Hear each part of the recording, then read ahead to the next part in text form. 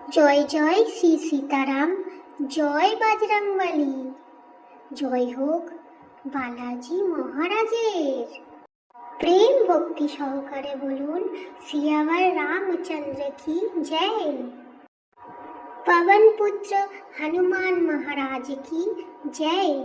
প্রিয় ভক্তগণ, আজ আমরা আপনাদের জন্য হনুমানজি মহারাজের একটি অত্যন্ত শক্তিশালী ও পাওয়ারফুল মন্ত্র নিয়ে এসেছি। প্রিয় ভক্তগণ, আজ শনিবারের দিন ভগবান হনুমানজিকে উৎসর্গীকৃত। আপনাদের জানিয়ে রাখি ভক্তগণ, ভগবান হনুমানজি হলেন এই জগতের সংকট মোচনকারী দেবতা। যে ব্যক্তি ভগবান হনুমানজির সত্যিকারের ভক্তি করেন তিনি জীবনে কখনোই দুঃখ ও সংকটে পড়েন না। কারণ ভক্তগণ, যার মাথায় জগতের পালনকর্তার আশীর্বাদের হাত থাকে তার জীবনে কোনো দুঃখ দুর্দশা আসতেই পারে না। যদি আপনার জীবনে প্রচুর দুঃখ ও সংকট রয়েছে, আপনি যদি খুবই বিপদে থাকেন, তবুও একদমই ভয় পাবেন না। কারণ ভক্তগণ, আজ শনিবারের দিনে আমরা আপনাদের জন্য জগতের সংকট মোচনকারী দেবতা শ্রী হনুমানজি মহারাজের এমন এক অলৌকিক ও চমৎকার মন্ত্রের পাঠ করতে চলেছি, যে মন্ত্রটি শুধুমাত্র শুনলেই আপনি আপনার জীবনের সমস্ত সমস্যার অবসান ঘটাতে পারেন। তাই যদি ভগবান হনুমানজির কৃপা আপনার উপর হয়, তাহলে আপনার জীবনে আর কখনো কোনো সমস্যা আসবে না এবং জীবনে কখনোই টাকা পয়সা ও ধন সম্পদের অভাব হবে না। এই মন্ত্রটি আপনি যখনই শুনবেন, সম্পূর্ণ 108 বার নিষ্ঠা ভরে শুনবেন। তাহলে চলুন এই অলৌকিক মন্ত্রটি জপ এখন থেকেই শুরু করি। অঞ্জনানন্দনম বীরম জানকী শোকনাশনম কপিসমাসহন্তারম বন্দে লঙ্কা ভয়ঙ্করম। অঞ্জনানন্দনম বীরম জানকী শোকনাশনম কপিসমাসহন্তারম বন্দে লঙ্কা ভয়ঙ্করম। অঞ্জনানন্দনম বীরম জানকী শোকনাশনম কপিসমাসহন্তারম বন্দে লঙ্কা ভয়ঙ্করম। অঞ্জনানন্দনম বীরম জানকী শোকনাশনম কপিসমাসহন্তারম বন্দে লঙ্কা ভয়ঙ্করম। অঞ্জনানন্দনম বীরম জানকী শোকনাশনম কপিসমাসহন্তারম বন্দে লঙ্কা ভয়ঙ্করম। অঞ্জনানন্দনম বীরম জানকী শোকনাশনম কপিসমাসহন্তারম বন্দে লঙ্কা ভয়ঙ্করম। অঞ্জনানন্দনম বীরম জানকী শোকনাশনম কপিসমাসহন্তারম বন্দে লঙ্কা ভয়ঙ্করম। অঞ্জনানন্দনম বীরম জানকী শোকনাশনম কপিসমাসহন্তারম বন্দে লঙ্কা ভয়ঙ্করম। অঞ্জনানন্দনম বীরম জানকী শোকনাশনম কপিসমাসহন্তারম বন্দে লঙ্কা ভয়ঙ্করম।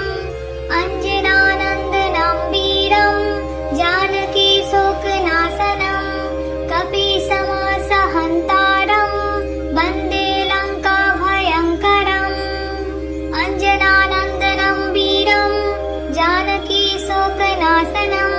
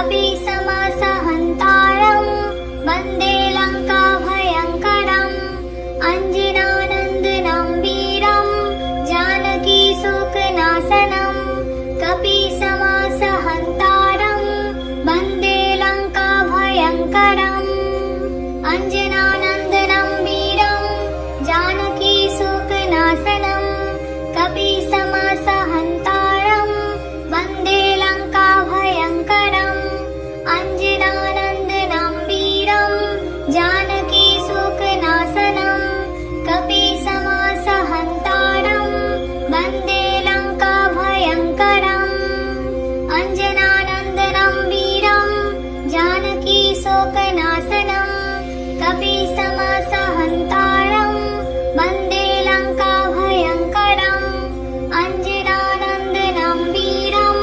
जानकीशोकनाशनं कपीसमासहन्तारं वन्दे लङ्काभयङ्करम् अञ्जनानन्दनं वीरं जानकीशोकनाशनं कपीसमासहन्तारं वन्दे लङ्काभयङ्करम् अञ्जनानन्दनं वीरं जानकीशोकनाशनं कपीसमासहन्तारं वन्दे लङ्काभयङ्करम् अञ्जनानन्दनं वीरं जानकीशोकनाशनं कपीसमासहन्तारं वन्दे लङ्काभयङ्करम् अञ्जनानन्दनं वीरं जानकीशोकनाशनं कपीसमासहन्तारं वन्दे लङ्काभयङ्करम् अञ्जनानन्दनं वीरं जानकीशोकनाशनं कपीसमासहन्तारं वन्दे लङ्काभयङ्करम् अञ्जनानन्दनं वीरं जानकीशोकनाशनं कपीसमासहन्तारं वन्दे लङ्काभयङ्करम् अञ्जनानन्दनं वीरं जानकीशोकनाशनं कपीसमासहन्तारं वन्दे लङ्काभयङ्करम् अञ्जनानन्दनं वीरं जानकीशोकनाशनं कपीसमासहन्तारं वन्दे लङ्काभयङ्करम् अञ्जनानन्दनं वीरं जानकीशोकनाशनं कपीसमासहन्तारं वन्दे लङ्काभयङ्करम् अञ्जनानन्दनं वीरं जानकीशोकनाशनं कपीसमासहन्तारं वन्दे लङ्काभयङ्करम् अञ्जनानन्दनं वीरं जानकीशोकनाशनं कपीसमासहन्तारं वन्दे लङ्काभयङ्करम् अञ्जनानन्दनं वीरं जानकीशोकनाशनं कपीसमासहन्तारं वन्दे लङ्काभयङ्करम् अञ्जनानन्दनं वीरं जानकीशोकनाशनं कपीसमासहन्तारं वन्दे लङ्काभयङ्करम् अञ्जनानन्दनं वीरं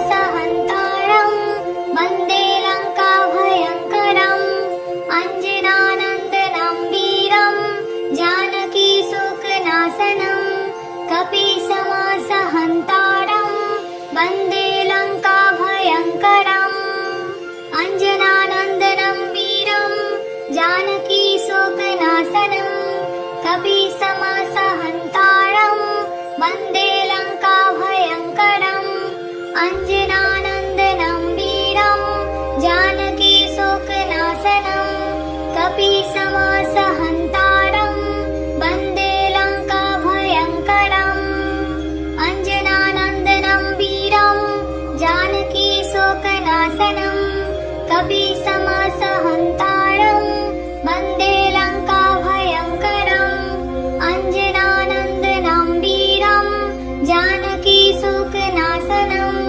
कपीसमासहन्तारं वन्दे लङ्काभयङ्करम् अञ्जनानन्दनं वीरं जानकीशोकनाशनं कपीसमासहन्तारं वन्दे लङ्काभयङ्करम् अञ्जनानन्दनं वीरं जानकीशोकनाशनं कपीसमासहन्तारं वन्दे लङ्काभयङ्करम् अञ्जनानन्दनं वीरं जानकीशोकनाशनं कपीसमासहन्तारं वन्दे लङ्काभयङ्करम् अञ्जनानन्दनं वीरं जानकीशोकनाशनं कपीसमासहन्तारं वन्दे लङ्काभयङ्करम् अञ्जनानन्दनं वीरं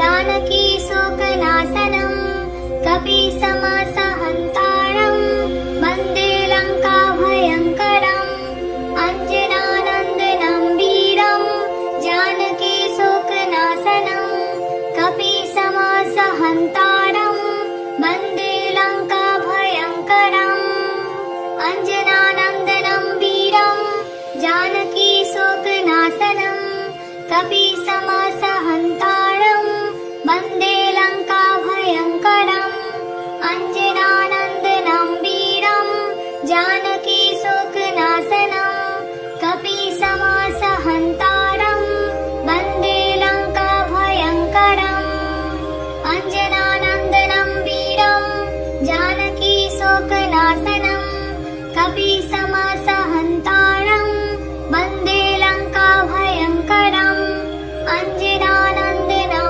वीरं जानकीशोकनाशनं कपीसमासहन्तारं वन्दे लङ्काभयङ्करम् अञ्जनानन्दनं वीरं जानकीशोकनाशनं कपीसमासहन्तारं वन्दे लङ्काभयङ्करम् अञ्जनानन्दनं वीरं जानकीशोकनाशनं कपीसमासहन्तारं वन्दे लङ्काभयङ्करम् अञ्जनानन्दनं वीरं जानकीशोकनाशनं कपीसमासहन्तारं वन्दे लङ्काभयङ्करम् अञ्जनानन्दनं वीरं जानकीशोकनाशनं कपीसमासहन्तारं वन्दे लङ्काभयङ्करम्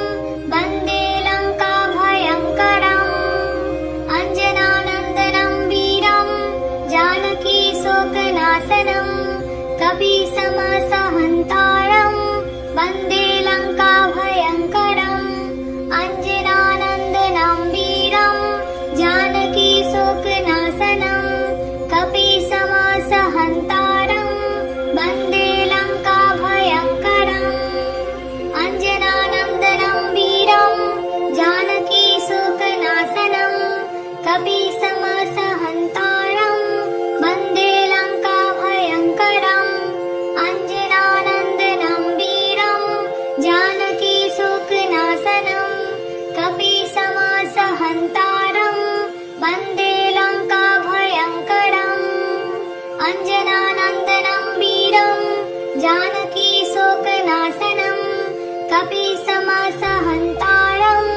वन्दे लङ्काभयङ्करम् अञ्जनानन्दनं वीरं जानकीशोकनाशनं कपीशमसहन्तारं वन्दे लङ्काभयङ्करम् अञ्जनानन्दनं वीरं जानकीशोकनाशनं कपीशमसहन्तारं वन्दे लङ्काभयङ्करम् अञ्जनानन्दनं वीरं जानकीशोकनाशनं कपीशमसहन्तारं वन्दे लङ्काभयङ्करम् अञ्जनानन्दनं वीरं जानकीशोकनाशनं कपीशमसहन्तारं वन्दे लङ्काभयङ्करम् अञ्जनानन्दनं वीरं जानकीशोकनाशनं